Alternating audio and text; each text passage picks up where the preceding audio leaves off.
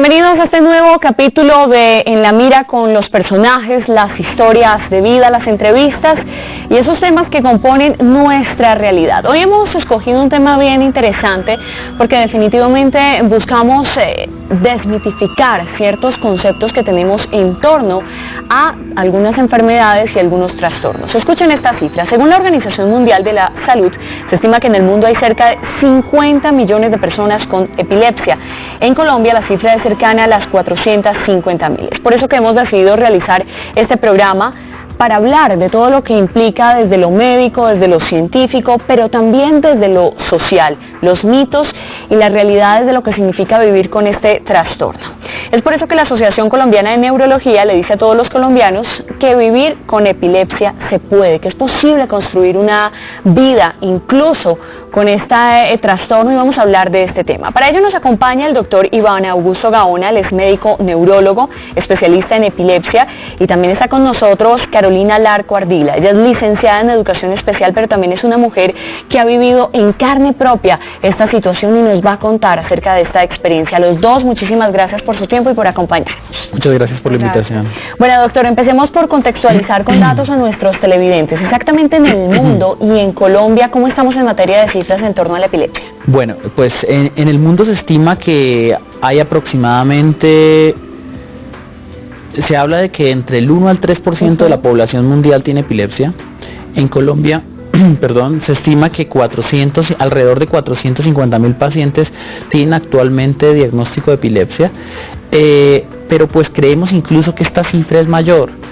Nosotros lo que hacemos es extrapolar algunas cifras norteamericanas por la prevalencia norteamericana, pero tenemos que tener en cuenta que en nuestro medio, en nuestra población, tenemos más trauma craneoencefálico, tenemos más enfermedades infecciosas porque algunas de ellas producen epilepsia, entonces creemos que realmente esta cifra está subestimada.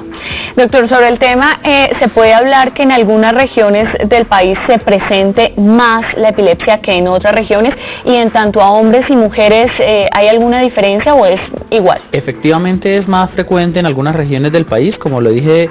Nosotros, por ejemplo, en Colombia todavía tenemos neurocisticercosis, que es una infección en el sistema nervioso central que se adquiere por algún mal manejo en aguas y mal manejo, pues algunas condiciones de higiene que son limitadas. Esa enfermedad puede causar algunas lesiones cerebrales, y donde hay más problemas con el manejo de aguas o con la potabilidad del agua tenemos más infecciones de este tipo, por lo cual algunas zonas del país tienen más frecuentemente epilepsia que otras. Como lo dije también, el trauma craneoencefálico es algo que nos da un buen grueso del número de pacientes con epilepsias. Por esto mismo se habla de que hay algo más hombres que mujeres en cuanto a la proporción, dado que los hombres tienen más accidentes de tránsito que las mujeres, entonces es mucho más frecuente en ese grupo, en ese género.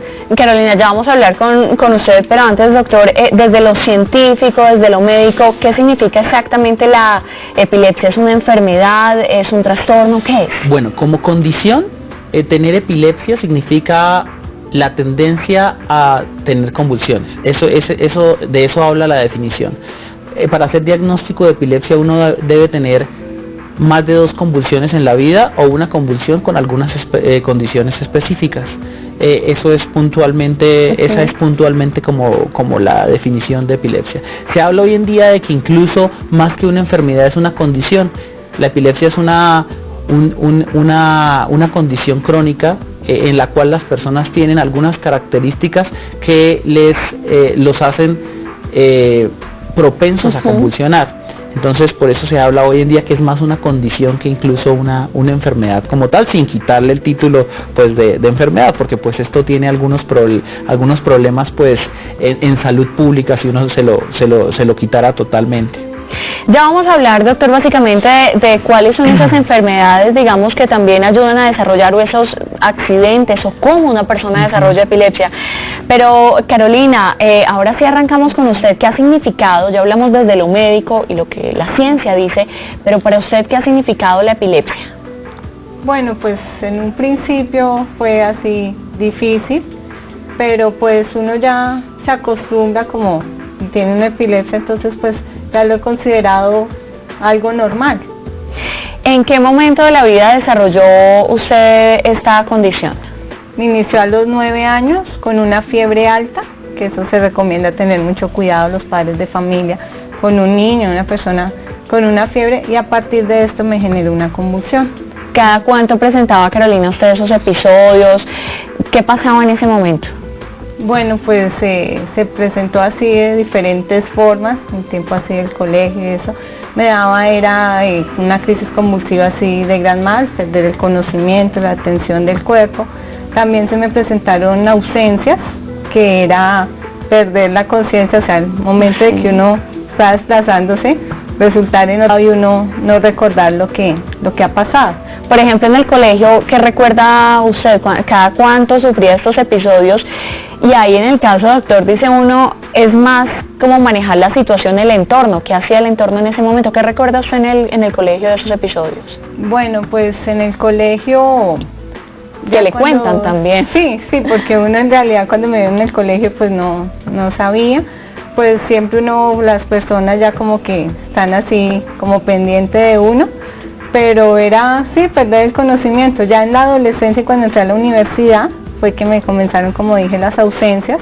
Entonces ya le digo, los compañeros y ya no, te dio una crisis, pero ya después de presentar la ausencia ya podía continuar así con mi quehacer, con lo que estaba haciendo. Ya nos va a contar, Carolina, en momentos la ausencia exactamente qué significa y cómo fue, si usted podía sentir cuando iba a presentarse esta situación. Pero doctor, ¿por qué pasa esto? Digamos, exactamente ella venía 9 años, digamos que en el tema normal, en su vida, una condición normal, y de un momento a otro uno podría descuidar una fiebre, que uno dice, tiene fiebre, un episodio normal, y termina en una situación como esta. ¿Qué pasa? Bueno, esto es uno de nuestros propósitos, de hecho, que es desmitificar algunas cosas en epilepsia.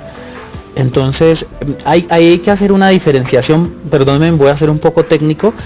Hay algunas cosas que hay algunas convulsiones, más bien, que son convulsiones febriles. Las convulsiones febriles son aquellas que dan antes de los 5 años asociadas con fiebre. Esas convulsiones febriles no implican que haya epilepsia en el futuro. Simplemente se considera hoy en día, o se sabe hoy en día, que es por una disregulación o por una mala regulación de algunas estructuras cerebrales cuando hay temperaturas elevadas. Más bien, cuando hay cambios abruptos en la temperatura corporal, eso produce convulsiones en algunos pacientes. Al parecer esto tiene una base genética. Quiero decir que hay gente que tiene la facilidad, se podría decir, de presentar convulsiones cuando tiene fiebres altas. Esto es antes de los 5 años. ¿Sí? O sea, los papás que tengan hijos que convulsionen a esas edades, teóricamente, técnicamente, a pesar de que convulsionen cada que tenga fiebre, eso no se llama epilepsia. Pero ¿sí? En ese caso, ¿qué hace uno, doctor? De una vez para aclarar. Eso es parte de otro trastorno. Lo que más hay que tener cuidado justamente es con la fiebre. ¿Sí? Perfecto. Entonces, con el manejo de la fiebre. Eso es algo muy importante. ¿Por qué? Porque los papás lo que tienden a hacer cuando tienen el niño con fiebre, ¿qué es? Arroparlo, no dejarlo que se ventile, no dejarlo que se exponga al aire, no dejarlo que se exponga al frío. A uno le dicen que sudar la fiebre, entonces uno lo arropa y entonces, acabas de explicar, aparte del mecanismo fisiopatológico del sudar la fiebre, se podría decir. ¿Qué es lo que pasa? Entonces resulta que el cuerpo, la fiebre es un mecanismo de defensa del cuerpo. Nuestro sistema inmune trabaja mejor cuando el cuerpo está caliente. Quiero decir, la fiebre potencia el sistema inmune. No debemos quitar la fiebre porque la fiebre hace parte de la defensa del cuerpo a agentes extraños. Perfecto. Y nosotros lo primero que hacemos es meter al niño al agua fría para quitar la fiebre o colocarle paños de agua fría. Eso no se debe hacer. ¿Por qué? Porque eso es lo que produce convulsiones. La convulsión se produce por el cambio abrupto de temperatura. Cuando el cuerpo está caliente y uno le pasa al frío extremo, entonces en ese cambio es que se producen las convulsiones. Somos unos sobrevivientes, sí. Entonces, porque la fiebre es parte de lo que nos ha mantenido vivos a los humanos durante siglos, ¿sí? Porque ella nos permite luchar contra las infecciones. ¿Qué es lo que hay que hacer? Entonces, no bañarlos, ¿sí? No bañarlos, por favor, porque eso les produce convulsiones, así no tengan epilepsia, sino colocarles ropa ligera, mantenerlos frescos, y eso permite que los pacientes no se les baje la fiebre, se controle la fiebre, se regule la fiebre, pero la fiebre no produce ningún daño en el sistema nervioso central, valga decirlo, ¿sí?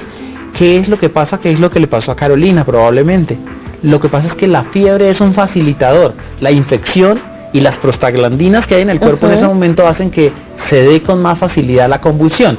Lo que quiere decir es que Carolina probablemente tenía un trasfondo un trasfondo que hizo que al ocurrir la fiebre ocurriera la convulsión. Doctor, ¿cuáles son rápidamente esos síntomas o esas características precisamente para hacer esa diferencia entre convulsión y epilepsia? ¿Y cómo se sabe exactamente que es un episodio perteneciente a ese trastorno? Bueno, varias cosas por aclarar en ese punto. Parte también, empiezo diciendo lo que dijo Carolina, que es las ausencias, ¿sí? La ausencia es una de las características, o sea, como veníamos hablando, las convulsiones, el cerebro puede reproducir tantos tipos de convulsiones como funciones que el cerebro pueda realizar, ¿sí? Entonces, una de ellas, que es una de las convulsiones frecuentes que tenemos sobre todo en niños, es la desconexión, la dialepsis, que viene de su nombre en latín, o la ausencia, que es como nosotros algunos la llamamos. La ausencia es un tipo de convulsión. Esta convulsión es una pequeña desconexión, el paciente se queda viendo fijamente, parpadea, en promedio tienen 3 segundos de duración, ¿sí? Eso, como lo describo, es muy difícil uno de percatarse que alguien lo está teniendo, ¿sí?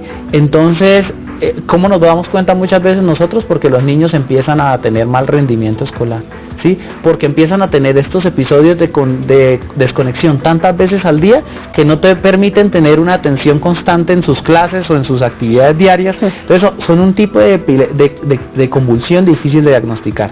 Esto es por mencionarlo, porque es una de las campañas que incluso se hacen en los colegios, porque los profesores están sensibilizados. Pero importantísimo decirlo, doctor, porque uno mal podría regañar al niño, castigarlo, decirle ponga atención, esto, lo otro, cuando en realidad lo que está viviendo es una situación médica, biológica, que necesita atención. Pasa todo el tiempo, y no me vas a creer, pero a veces uno como médico se esfuerza para convencer al padre que eso es una convulsión, ¿sí? ¿Por qué? Porque yo tengo pacientes que los han catalogado como niños con retraso en el aprendizaje, y lo que tienen es una epilepsia primaria que se puede corregir con medicamento y puede hacer que el niño tenga su vida normal, y pierden un año y pierden otro año, y el papá lo regaña, lo maltrata, termina ahí en un ciclo bien complicado, y lo que termina pasando es que el niño va a estar catalogado muchas veces como con retraso cognitivo o alguno de estos tipos de retardo en el aprendizaje, y lo que tiene es una epilepsia generalizada.